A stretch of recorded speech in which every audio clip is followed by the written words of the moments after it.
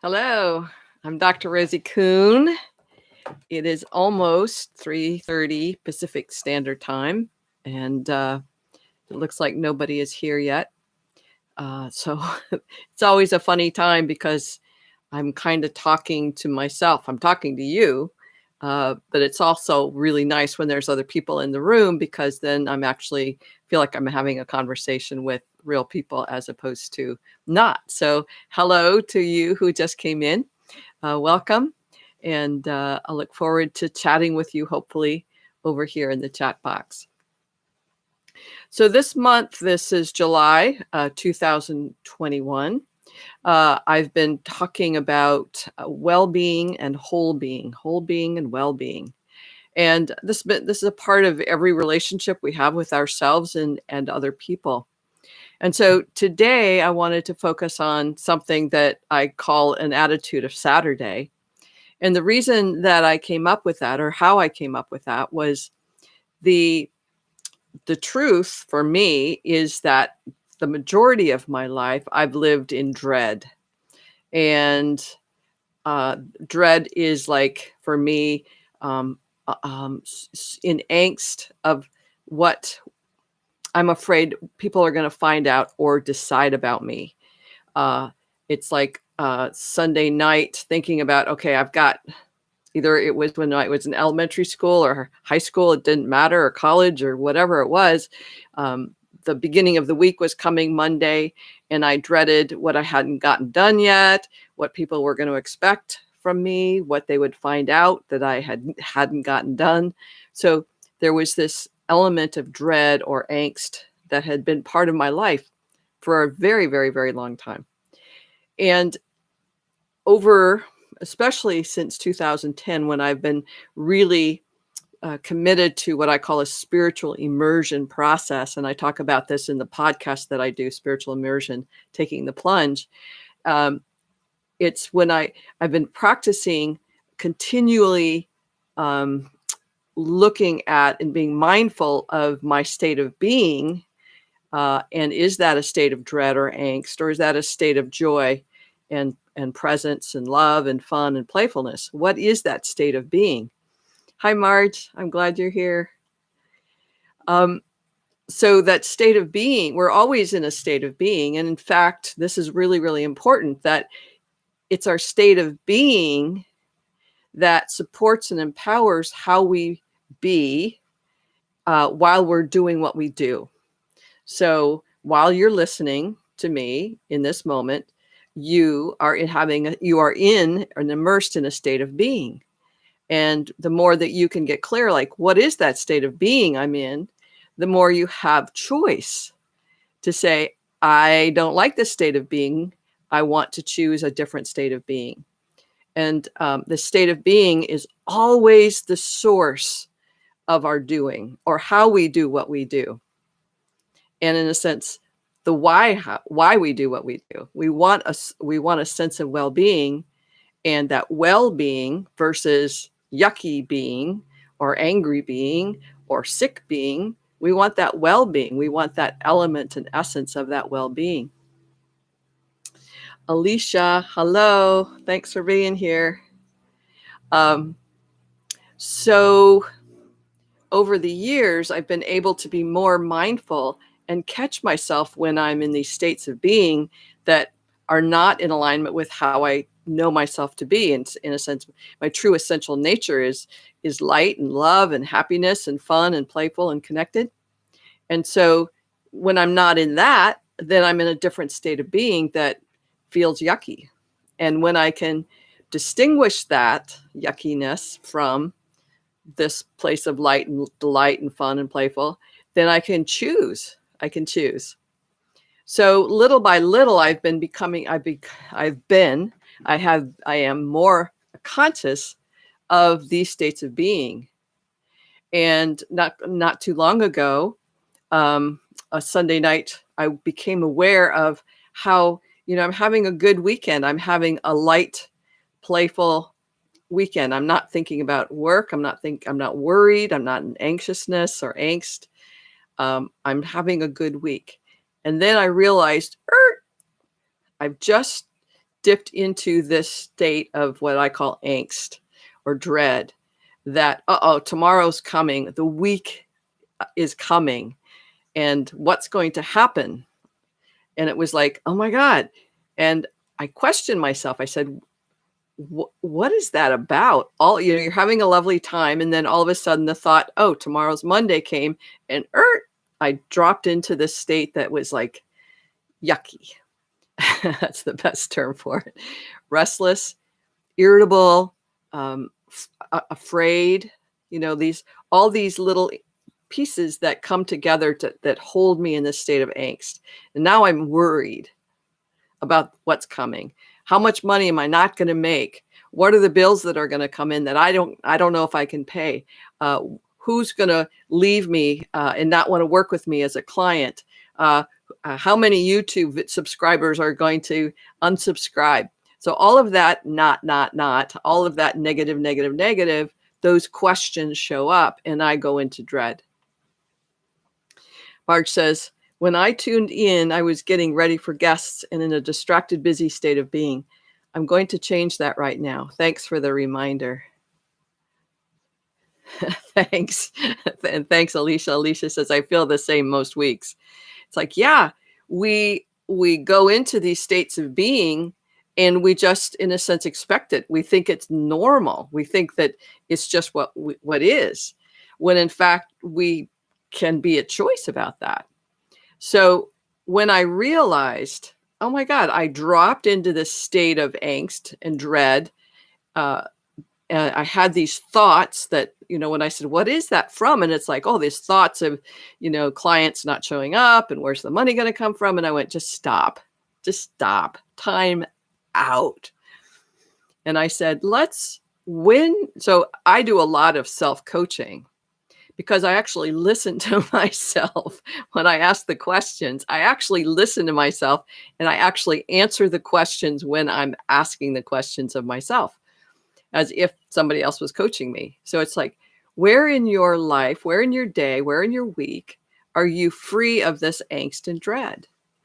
And I said, well, most Saturdays, I am free to choose and be playful and connect, and I can work if I want to, but I'm not worried. I worry, and then Friday afternoon at 4:00, boom, I'm done worrying. I made a choice. Boom. I'm not worried after 3:00 in the afternoon on Friday. Like, how about that? As powerful, empowered, right? Thanks, Alicia. Totally. Saturday. Excellent. So I said, to myself, Saturday is that time where I don't experience that dread. I don't, in a sense, I don't allow it. You can see my hands doing this. It's like, I don't let that in. I create my day in such a way, and this is true more and more, rather than saying, oh, I've got this to do and I've got that to do. It's like, nope, I'm not doing anything that I don't have to do. I'm only going to do what I want to do today. And that might mean working on a book. It might mean working on these YouTube videos. It might be working on a newsletter. It might be working with a client, but I'm at choice. There's no dread or worry or anxious or I shoulds. So when I can feel into how great that is, that I made that choice, that Saturday, I recognize that Saturday, there's no angst or dread. Then I created for myself and I go, hey, this is an attitude. In a sense, I've created a place where I know this attitude is true on Saturday. So I called it the attitude of Saturday, or Satitude, if you will, so that I could remember. It would remind me that when I went into an angst place or dread place, that I had a choice. And in that, making that choice, it's so empowering to make that choice. And then to live into that and go, okay, but it has helped me. That was about 4 Sundays ago. So the last 3 Sundays, when I go, okay, Monday is coming, I can return to a place of Satitude or attitude of Saturday and not allow that dread or the worry to come in. So that's pretty cool. I think that was really, really, really, really helpful. And the more mindful that we are about our state of being, the more we can be at choice about that. So that's a really important thing. So part of the intention of this particular conversation with you is not, we're going to be talking about stress a little bit, but this isn't about managing and coping stress. This isn't about telling you what the symptoms of stress are. This isn't about telling you that you should do it differently, or here's the 5 things that you can do to manage your stress or release your stress.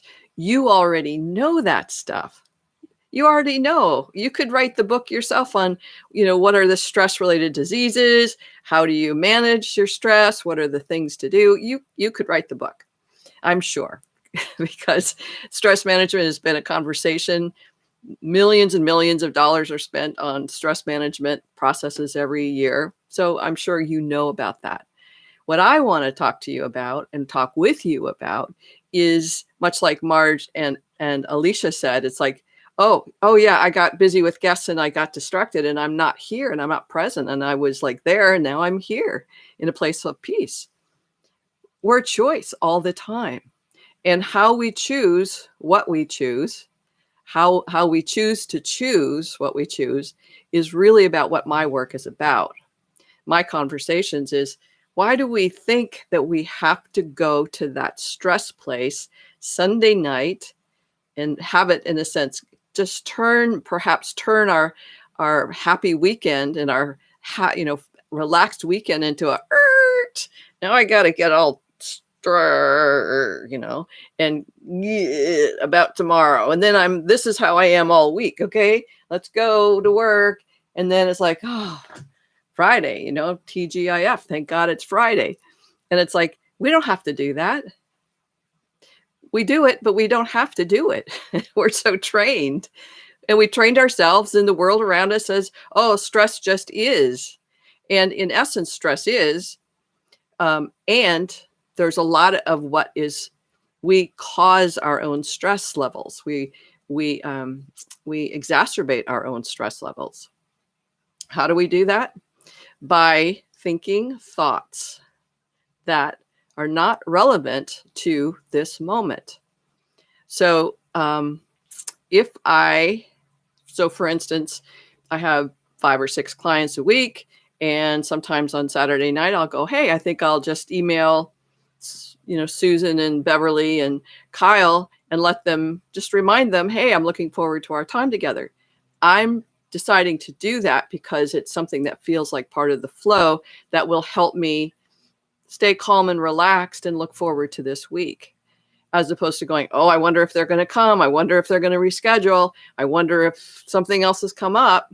Okay. That wondering isn't helping me. That creates that angst. Instead of going, hey, I'll just let them know, or I'll just connect with them and say, hey, looking forward to this, just confirming. And that eases me. So my point is that I'm doing on Sunday if I want to support and empower myself for the week, as opposed to living with the angst. I'm at choice, and so are you. So Marge says, these Thursday afternoons with you is sacred time spent nourishing myself. Thank you, Marge. That's very nice to hear. So we are at choice. And being able to ask the question, what is it that's the source of my stress? And when we say worry about money, or worry whether I'll get fired, worry whether COVID is really a big problem, worried about climate change, worried about, how your children are doing, all of those things that are worry based. And that's something to look at. Look, like, okay, I spend a lot of time, I'm not, this isn't me anymore, but I used to spend a lot of time worrying. And it's like, the question is, and I ask myself this question again, what do I get out of worrying? Like, is it working for me? Does that worrying actually make a difference in my week? And the answer is no. That worrying does not empower you or support you basically in any way. Okay. So that worry, a worry thought creates adrenaline and cortisol, which are the stress hormones, and they come into your system and they start doing something. And initially, a long time ago, and you know this, the cortisol and the adrenaline, they helped create and ready us for battle so that we could fight tigers or, whatever for survival. Well, now we don't have that level of stress or the need for battle, but we still have this response of the adrenaline and cortisol. And it's fascinating, but we create it in our minds and in our emotions. In a sense, the emotion of anxiety is what shows up as we think of as stress, but that comes from a thought. And that thought or thoughts can be something about your boss, or you didn't get those emails out, somebody's going to be mad at you. It can be any number of things. And in that moment, you can stop yourself and go, wait a second, do I need to think that way? Is this a battle? Is this a fight? Is there really a reason for me to get up in this worry and angst, get myself up and stressed? Is that necessary? And, it's quite often stress is like an addiction. We're addicted to the cortisol and adrenaline. Now, and these things, this addiction can begin when we're in the womb, when we're going through a birth process, when we're the ones that are getting birthed, we are going through a fight or flight. We are in survival mode. Truly, that is a death-defying experience going through that birth canal. We don't know if we're going to live or die. There's loss of oxygen. It's a time that adrenaline and cortisol, that those hormones come into our system to help us birth ourselves and survive that experience. So that's one of many, many, many opportunities when we're little that we have this angst that shows up. Quite often in families, this is where we learn how to do anxiety. This is how we learn that, here's these sensations in our being, like, ooh, this feels uncomfortable. I don't know how to do me right now. I don't know how to fix this. There's an energy or vibration in the family or in the environment, and I don't know what to do about that. This is the beginning of stress on Sunday nights where you don't know how to do the week coming ahead. We learned that we have these moments of this adrenaline cortisol dump, and we go, now I got to do something. And the more that we become conscious of the fact that, no, you don't have to do anything, just have to be aware of what is triggering that response. When you look at what's triggering that response, you'll see there's a thought. And that thought, like I said, can be any number of things, but go, that's a thought. And is that thought really, is that true in terms of, is this some danger that I really have to get all excited and upset and frustrated and prepared for? Or is this just a thought that's so habitual that I don't even know I'm doing it? And the other element of this is that we have a collective unconscious. We know that. And I mean, psychology talks about this all the time, that Sunday night, in a sense, everybody around us is getting ready for the big stressful week. And so that energetics of the collective unconscious, we kind of swim in that. And if we're not aware of it, we can go right along with it and participate in this anxiety, stress element, and not even be conscious that we have any choice in it. Something I heard the other day, which was really interesting, is about free will. And it's like, we're so domesticated, we're so trained within our families, within our religions, within our genders and our cultures. We're so domesticated that in essence, we lose free will because we go, this is what you do. And so we go along with it. We give up free will for the sake of participating or being a member of this this race or this gender or this culture or this religion. And at some point we've begun to go, wait a second, I don't actually believe that, or I don't actually think that's true, or that actually isn't me.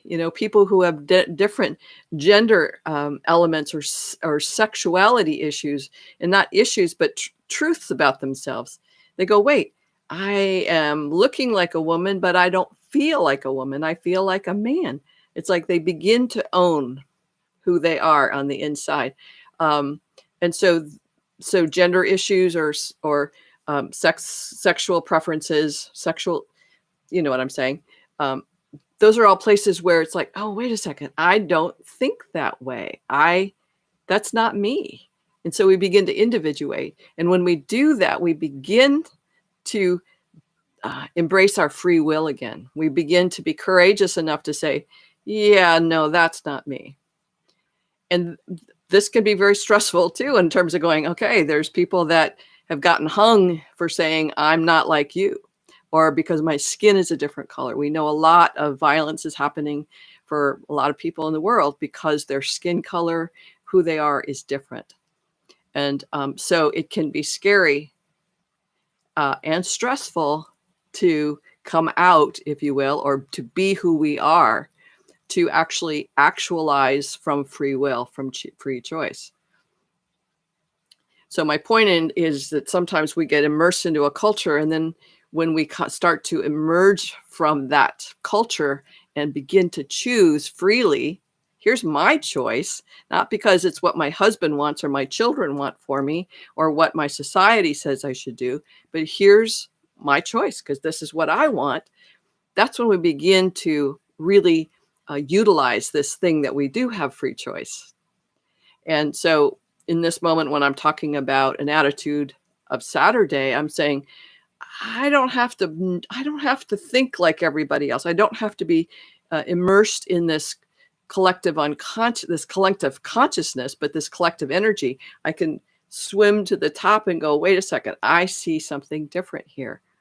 And that's what I want for you through these conversations, and for yourself, is just to listen to yourself and say, what is it I want? What is it that's true for me? I was talking to a fellow a couple nights ago, a really nice guy, and his job is such that he is put in a position of power. However, people don't respect his position. If they don't like what he tells them to do, they go to his boss, who says, you don't have to do it. So here's this really terrific guy who's really doing his best, and people don't listen to him. And there's a level of incompetence that shows up with the interactions from these people that he's working with. And it's like crazy making. And it influences how he is being around his children and around his wife, around his family, around everybody. He's so frustrated and stressed out because he's given this position, this job, and he's not respected from the people he's talking to, who he's consulting with, and he's not respected by his boss. It's like, here's this guy, and does he have a choice? Yeah, he's got a choice. So I'm going to look at some of these chats, and I'll be right back. I hope I can remember. Fezzik Marketing is here. So hi, Alyssa. Nice to be here. Hi, Fred. Thanks for being here. So in talking to this fellow, and this is just a conversation. This wasn't a coaching session at all. But I just said to him, look, I'm a life coach, and my job is to empower people to have a great life. And is there something you can do so that is there something else you're interested in besides being kind of squished between and, dismissed in a sense from everything? And he goes, yeah, there is something else. And here's what I'm thinking about. And I go, great. Because in that position that he's looking at, he is no longer in this dilemma between a boss that says, never mind about that, or, these people who are ignoring him. Like, he doesn't have to deal with that. He can actually put himself in a different situation where he's he's more in respect, in a state of respect of people, and he's more in a state of connection and influence in a different way. Where he is now, he wants to influence people. He wants to make a difference in the world, but it's not working. And this is true, I think, for so many of us, that we want to make a difference in the world. We want to make a difference through the work that we do. We want to make a difference between the relations, through the relationships that we have with people.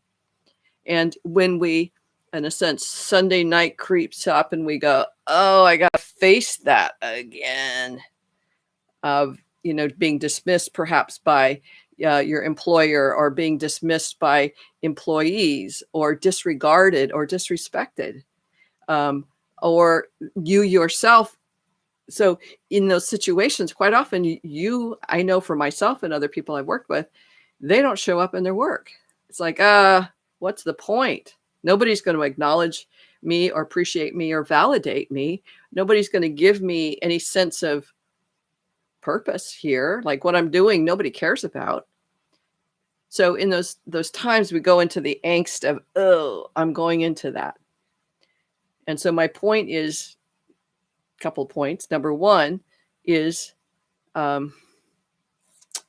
if is it necessary, like this person I was talking about, Carl, who can say, okay, I don't like what's happening, and I can make a choice, and I'm thinking about making this choice.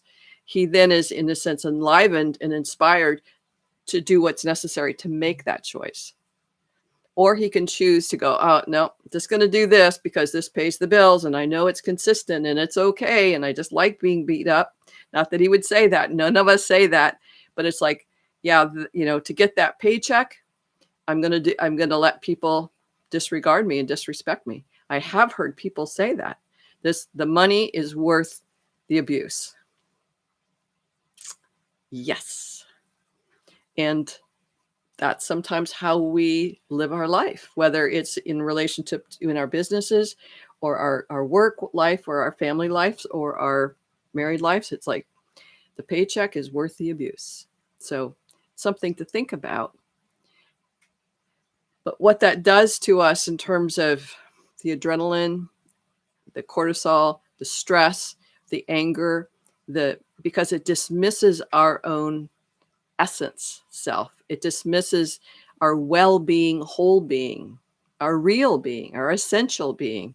It dismisses that part of us for the sake of what we can call the small self, or the ego self, that says, this is what I need to do. And it's really a big deal.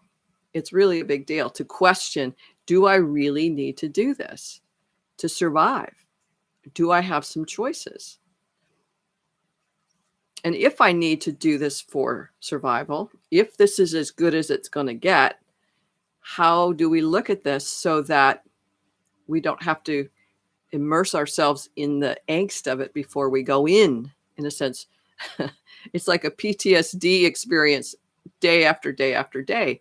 And I know people relate to that, as it is traumatic to go to work every day. There are a lot of people who live in that reality and that truth. And in the moment, they feel like, in their experiences, is there's no way out. And that's really scary. And so how do they be with that, so that if this is as good as it gets, how do you be in a state of acceptance, or how do you be in a state of strength and openness, because this is as good as it gets? It's a big question for a lot of people. So if you have any questions or thoughts about that, I would love to hear about them. I'm going to take a drink of water and see what notes I have to share with you today.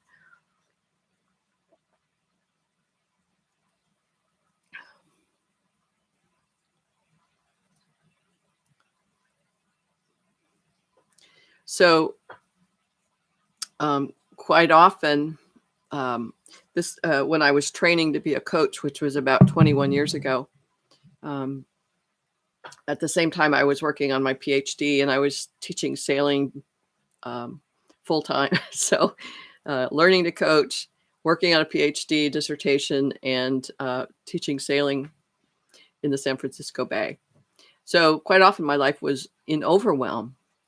And when I was training with Hans Phillips in Santa Cruz, he was like, okay, so let's look at what overwhelm is. So I want to talk about this a little bit in terms of this attitude of Saturday. Because quite often we're in this state of overwhelm and we don't even know it. It's much like stress. We think this is normal. We think this dread is normal, and that it's like as if there isn't someplace else to be, as in being relaxed, being in joy, in playfulness. We know those times and we go, oh yeah, I do that on Saturday, or do that on Sunday afternoon, or I do that on Thursday afternoons when I go to have drinks with my friends, or I do that on Friday nights playing poker with my friends. But it's like when we look at this place of overwhelm that we think is our life, we can begin to deconstruct it in a way that makes more sense. So when I was talking to Hans about overwhelm, he said, in his shrugging kind of way, oh, overwhelm is just a conversation. And it's like, well, what do you mean by that? And he goes, well, what overwhelm is like you've got so much on your plate and pushing it, in a sense, you're trying to get it all done at one time. Oh, and you can take some of those things off your plate and just be more present here now with a couple of things or just one thing. And that eliminates a lot of the overwhelm. So in a sense, when I think in terms of a whole bunch of stuff all at once, I go into overwhelm and my brain isn't productive. I'm not productive. I'm not present. I'm not connected or engaged with my clients or my work or my writing.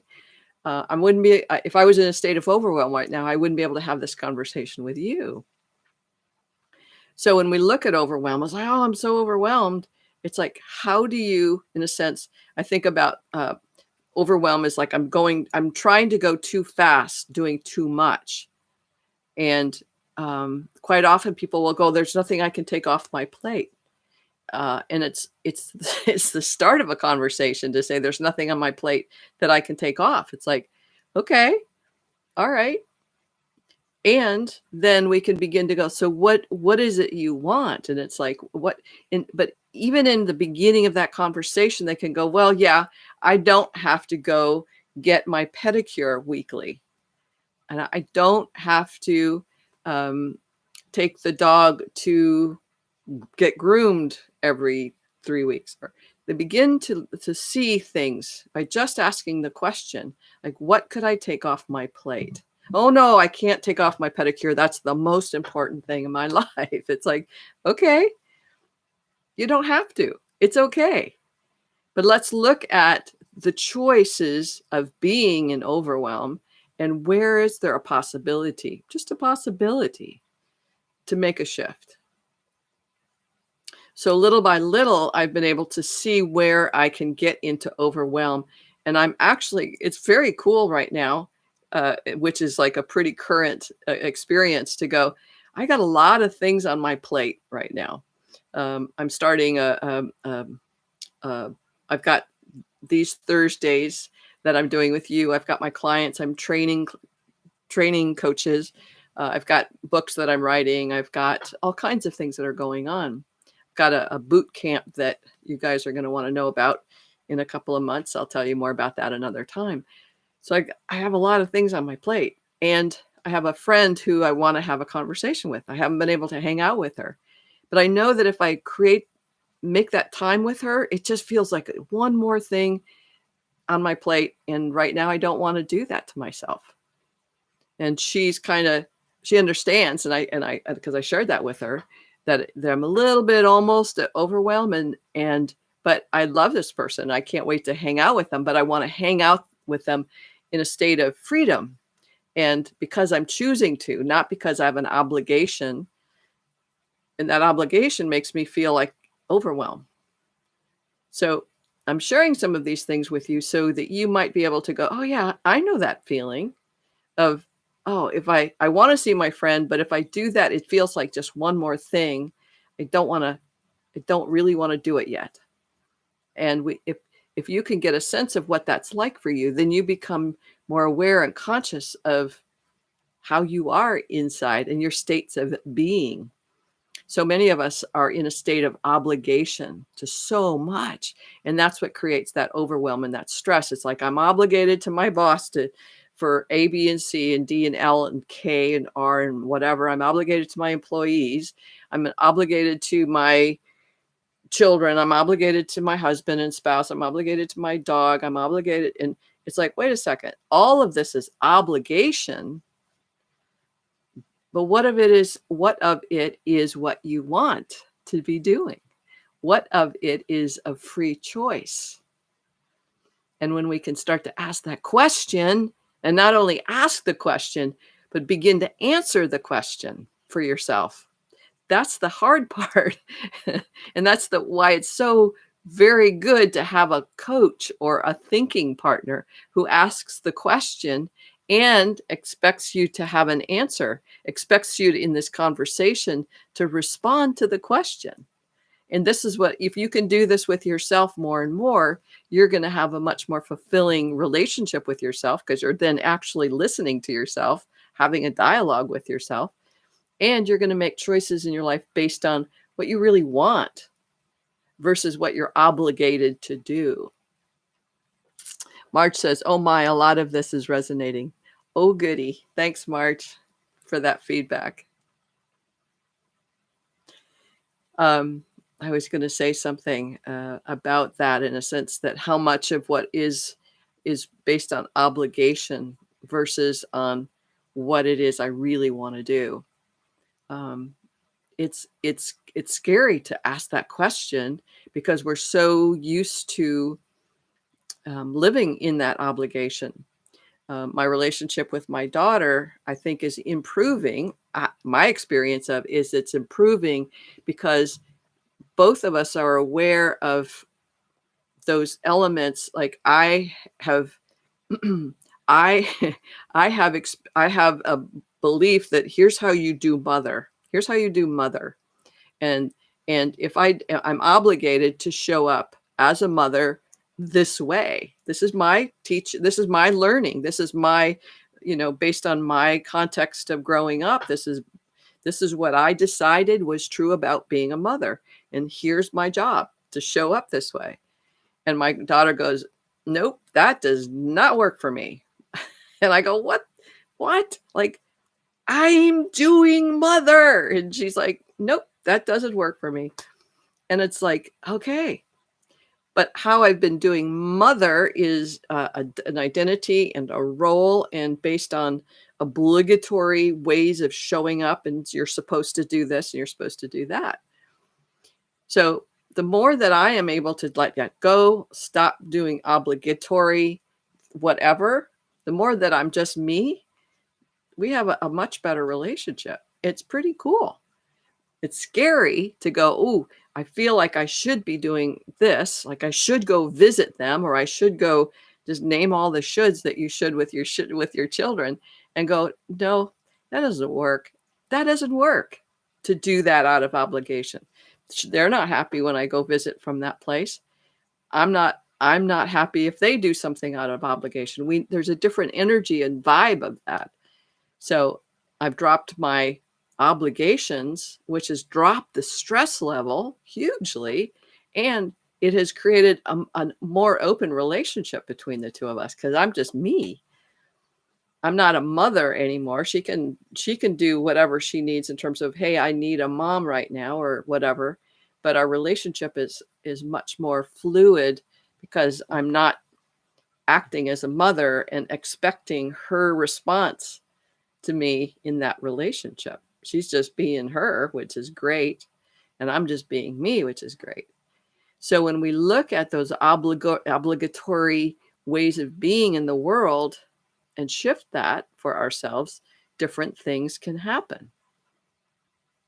Possibly. And that's what I want you guys to think about is, that what am I experiencing as obligations? Where am I forcing myself to be in a certain role, a certain way, when it's really not helping me? It doesn't make me happy. It doesn't create fulfillment for me. And if you're not fulfilled and you're kind of diminished, that energy goes with you wherever you go. So Sunday night you go, oh, I got to go to work tomorrow. And then you get tomorrow morning, wake up and you get in the car and you're this for 5 days. And then it's like, oh, I'm good. Now you have a great weekend. And then you go diminished again. And the whole point of these dialogues in terms of spiritual dilemmas and dilemmas at all is just like, wow, the dilemma of if I am true and freely choose what I want, I don't know what's going to happen in the world. I don't know what's going to happen in my relationships. I don't know what's going to happen with my work. I don't know what's going to happen. And that's absolutely true. You don't know. But you don't know anyway.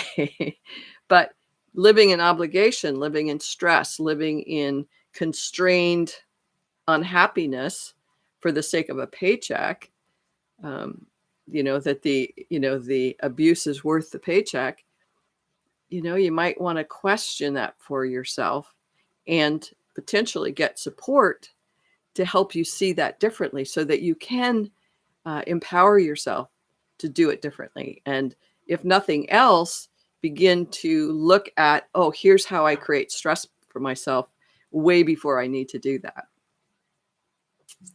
So any questions or thoughts and feedback?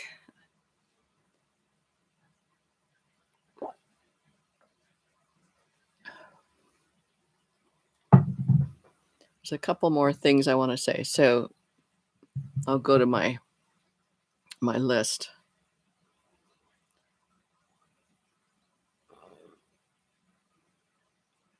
So one of the things I want to share is that so many of us, like I said earlier, we know what stress is. We know the diseases that it causes.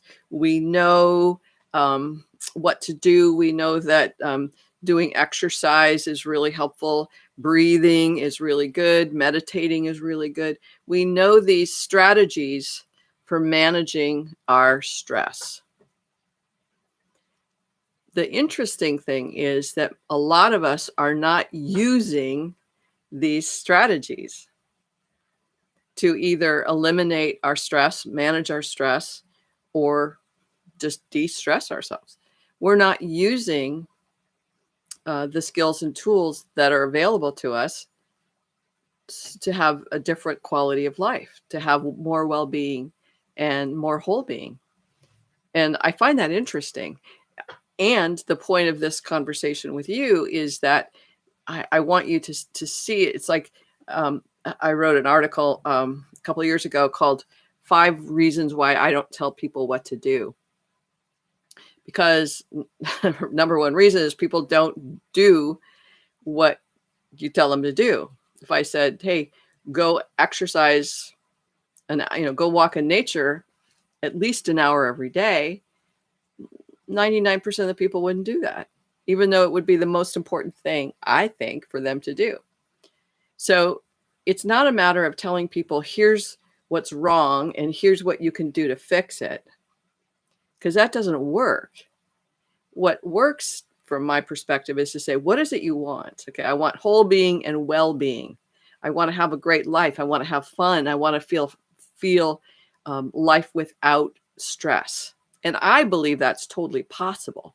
Not 99, not 100% necessarily, because things arise and you go, oh, I don't know how to deal with that. We were coming out of COVID and now we're kind of going back in, and it's like, oh, I don't know how to deal with that. I don't know. It's kind of stressful. Okay. So it's not like it's 100% stress-free, but we have choices to be in that state that's less stressful. Okay. And I'm just forgetting what I was about to say. My point here. Help me out. Help me out. What was I talking about? Help me, honestly. What was I talking about? Oh, so we know what stress does. We know what to do to minimize stress. We know how to, in a sense, fix stress. But what is it that keeps us from choosing to go to an attitude of Saturday? What is it that has us choose to stay in this patterning of trauma and re-traumatizing ourselves every week, or going into that state of dread and angst? What has us keep doing that versus saying, okay, let me look at this. Let me actually source within myself what it is that keeps me from doing stuff to get better and healthier and more in well-being. I know a couple of women, the clients that are married to men who have significant heart issues in their 40s. These men are highly stressed. They've had heart attacks, and they don't do anything different. They continue to live in this stressful life. And in a sense, the outcome seems inevitable that they're going to have that major heart attack at some point and die. But it's like, why are they choosing that? What's more important than well-being? What's more important than that? And it's a question that we can ask, all of us can ask ourselves, because me, living in my reality, I have a level of stress, and I've been able to bring it down to the level that I brought it to. But I want to lower it more because I want a life of well-being 99% of the time. So if I don't practice something to continue to create that awareness of what is causing that stress or that dread, if I'm not consciously, mindfully addressing that, awake to it, then it can re-emerge and kind of grow again, because it can and it can. So that's the question: is we have the intelligence to go, why am I doing this to myself? Why am I continually imposing the stress and dread on myself? Why am I continually worrying about the future? Why am I continually worrying about the same thing over and over again? Each week, each Sunday, I begin the week by worrying about the same thing I worried about last week and the week before and the week before. I've been doing this for 30 years or 15 years, right? Some of us live this way. It's like, why am I doing that? It doesn't mean I have to leave my job, but I can stop the worrying about things that have not changed and that is not life-threatening, but something that I just keep stirring around in my head. And at some point I go, I don't have to do that. I don't have to worry about, anything. But in this, if I was at a job where I had to go to work, when I was in a job going to work, it's like, oh my God, so-and-so is going to show up, or, oh my God, what's this about? What's the calamity that's going to happen, or whatever. Do I have to do that? It's like, no, it's going to show up. I don't have to worry about it. It's going to show up. So why spend that time and energy in that negative space when we have in this moment, we're talking about Sunday evening, we have 3, 5, 6 hours left of the weekend. Let's be precious about that. It is precious, and let's hold it in that preciousness and not let the drama of the week interfere with that. And then we can begin to go, oh, Monday. Yep, that's drama's still there. Do I have to worry about it? I don't have to worry about it. It's the same drama has been there 10 years. Okay.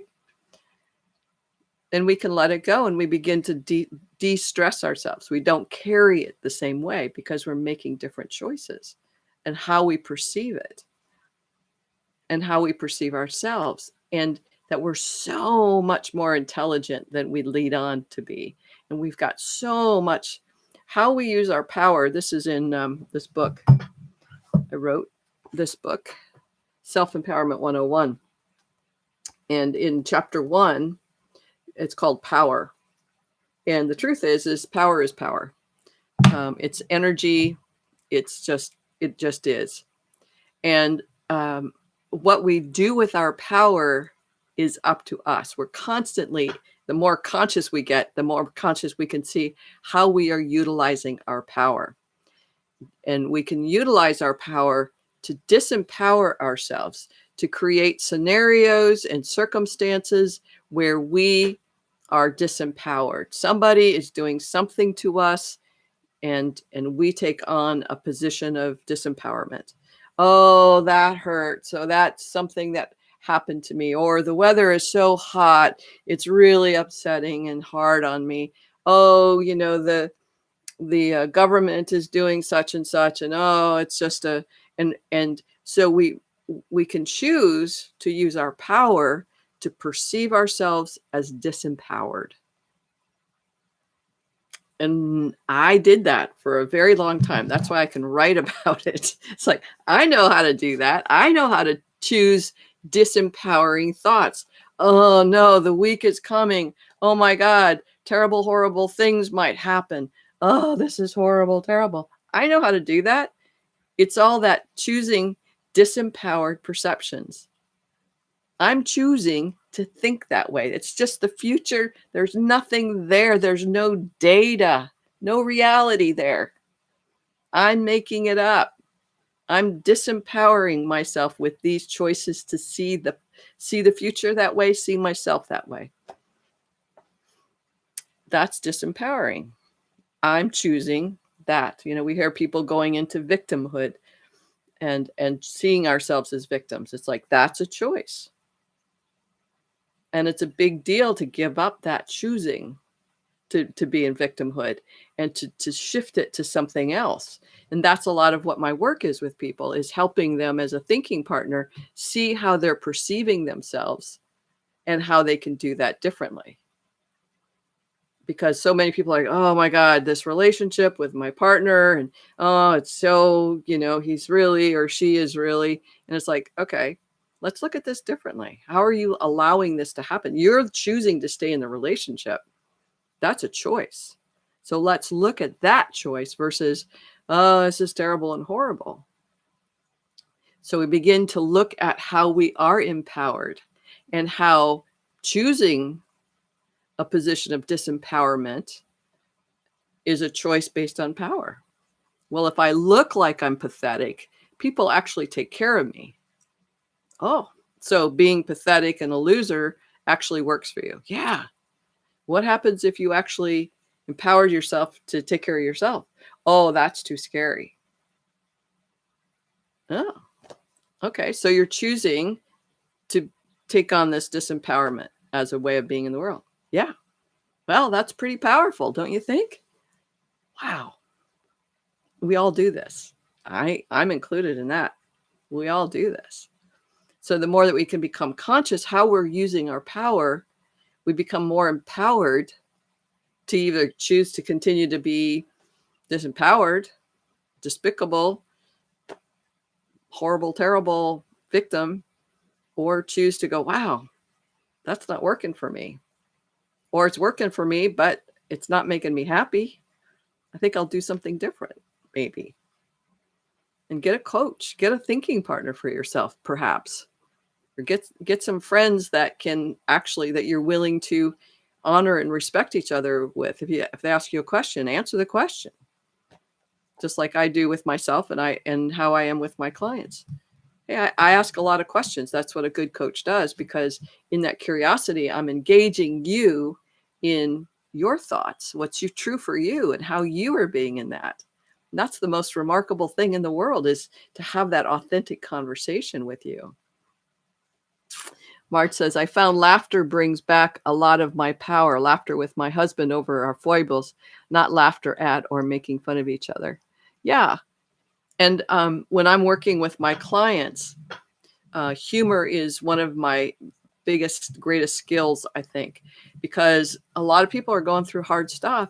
And if I keep it light and playful and help them see the silliness of their situation or the silliness of how they're doing what they are doing, not in terms of shaming or blaming or judging in any way, but going, wow, isn't that fascinating?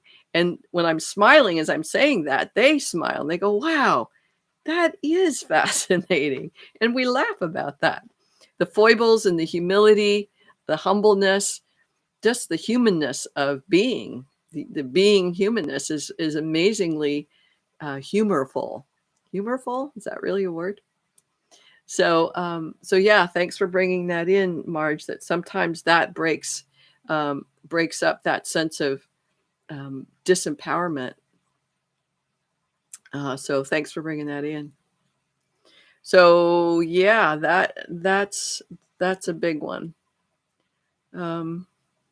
We have just a couple of more minutes. Let's see. So just for the sake of, if you're humorful, yes, yes. I don't know. Just make up words. It works. So if what I'm going to encourage you to do is, if you're stressful, you can again begin to say, when am I not in stress? And if you can, practice that, answering the question. Oh, let's say it's Saturday. Oh, on Saturday, I am without stress. Okay, how can I bring more Saturdays into every single day? There's a thing about month of Sundays, right? Because a lot of people feel that on Sunday. We're just talking about it being Saturday, just because I said so in this moment. But to say, okay, so what do I do on Saturdays, or how do I like to spend my Saturdays so that I am continuing to grow myself and fulfill myself and be playful and engage myself in this life in a really fun way. That might be being on the water. It might be going for walks. It might be cleaning your house. It might be whatever it is for you that feels um, releasing of the stress. Sometimes my kitchen gets very cluttered and it feels stressful. And sometimes it's more stressful to clean it than to leave it the way it is. So that's a dilemma for me. It's like, is it stressful to keep the clutter, or is it more stressful to have the clutter? And so every Thursday I clean my kitchen for you, just so that it looks the way it looks, clean but it feels, and as I do that, it brings more peace to me. When my space is free of clutter, it brings peace to me, and I'm able to be in more and more clarity, less clutter, more and more all the time. So it becomes more effortless, where before it's like, oh, I hate doing that, or, oh, I gotta go do the dishes. It's not any different than, oh, I gotta go to work on Monday, or, oh, I gotta go pay the bills, or whatever that is. It's the same me in these different little elements of life. So just notice for yourself where it is for you, where you go, no, I'm not doing that right now. I'm going to go play golf, or I'm going to go sew because I love to sew, or I'm going to go garden, or I'm going to go watch TV, or I'm going to go on the FaceTime. Whatever it is that is you have a freedom that you give yourself on Saturdays or on that special time. I'm giving myself the freedom to choose. That's hugely empowering. And if you can do it on Saturdays, you can do it on Sunday nights. You can freely choose to empower yourself to have those moments of joyfulness, fulfillment, connection, engagement with yourself and the people that you love, or the things that you love, or the world that you love. And you're at your choice always. And you can choose disempowering, or you can choose empowering. It's up to you, but you're always a choice. All right. Thank you for being here. If you haven't already liked this video, please do so. And if you haven't already subscribed to this channel, it would be really cool if you did that. That lets me know that what I'm saying and what I'm doing is really valuable to you. All right. Take care. I'll see you next week. All right. Bye for now.